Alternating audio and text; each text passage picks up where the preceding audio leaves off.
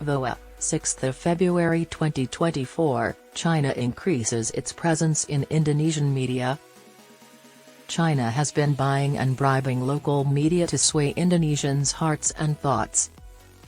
Analysts say Beijing is investing in ways to promote its story with Indonesian audiences, from content-sharing partnerships with major media outlets to all-expense-paid visits to cover China's Belt and Road Summit. One of the most significant agreements was made in November when China Media Group and the Indonesian network Metro TV agreed to increase the content for Metro TV's popular Mandarin-language news program, Metro XinWen. The broadcaster now works with Antara, Indonesia's news agency, which has a similar relationship with Xinhua and CGTN in China, and the Jakarta Post, which republishes articles from the China Daily. The agreements about content generation or sharing are an extension of strategies Beijing has been employing in Indonesia for many years. According to a Freedom House report from 2022, China shapes narratives through censorship and these two strategies. Muhammad Zulfikar Rahmat, a co-author of the 2022 study, stated that Freedom House found that several Indonesian media that have signed cooperation agreements with Chinese media have been trying to avoid any negative criticism towards China. At Indonesia's Center of Economic and Law Studies, Zulfikar, director of China-Indonesia Middle Eastern Studies, stated that specific Indonesian media sources neglect to attribute articles sourced from China's state-owned media correctly. According to him, this gives viewers the impression that the piece was authored locally rather than by a media outlet with Chinese influence. Experts told VOA that the partnerships can benefit the media sector during an economic downturn. Furthermore, local media experts claim that although reporters have generated more positive coverage following trips paid for by Beijing, Indonesia has a firm editorial policy to uphold its independence in reporting. The Jakarta Post's chief editor, Taufik Rahman, told VOA that any collaboration with China Daily is purely commercial. It's only that, as we often note, China Daily purchases advertising space for its content. Taufik Rahman stated, "There has been no editorial cooperation, China Daily is merely using our space as an advertisement, and we treat it as such." Taufik Rahman has a single name, just like a lot of Indonesians. VOA contacted Metro TV for comment, but they did not reply. Antara stated that it could not release the specifics of their agreement with Xinhua because of legal issues. VOA contacted the Chinese embassy in Jakarta for comment, but they did not answer. Analysts claim Beijing also extends invitations to reporters for travel to encourage positive coverage.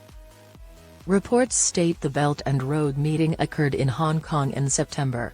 China's Information Services Department paid for the coverage of 15 journalists, including reporters from South Korea, Thailand, Indonesia, Poland, and Hungary. Furthermore, as reported by Compass.com, China welcomed Indonesian journalists to Shenzhen for the first time in December. Experts claim China's attempts to expand its influence are impractical. In 2019, China dispatched Indonesian journalists to visit Uyghur Muslim camps in Xinjiang. In subsequent reporting, most reporters expressed satisfaction with their tour. However, other writers produced insightful narratives. However, other experts argued that editorial independence limits the amount of outside influence.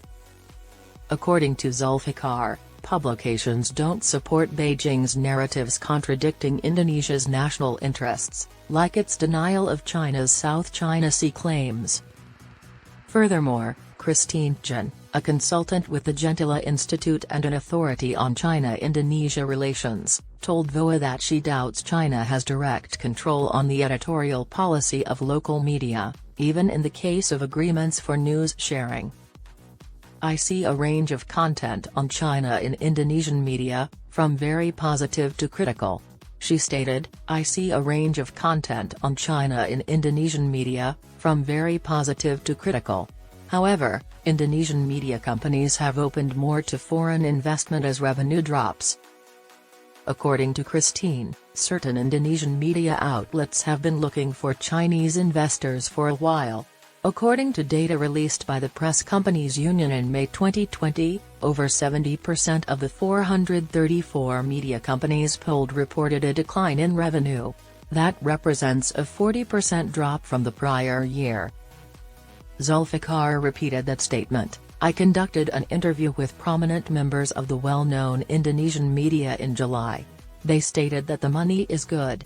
The state of the economy is a factor, according to Zulfikar.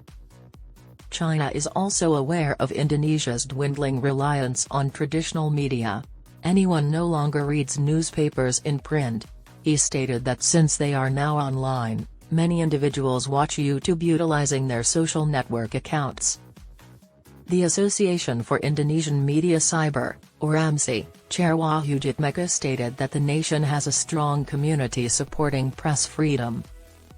In a phone conversation with VOA, Wahyu said that laws restrict foreign ownership, making it harder for Chinese state media to seize control of local media enterprises. Investors who attempt to sway local editorial decisions may be prosecuted for breaking laws about the press. Wahyu, a 2014 Harvard University Nieman Fellow, stated, I don't deny that there are Chinese investors who attempt to place media advertorials in local media. Publishers need to affirm their independence and investment guidelines. Indonesia has improved in the World Press Freedom Rankings. On a global scale, it is ranked 108th out of 180 countries, with one being the finest media environment. It improved by 9 points from the year before in 2023.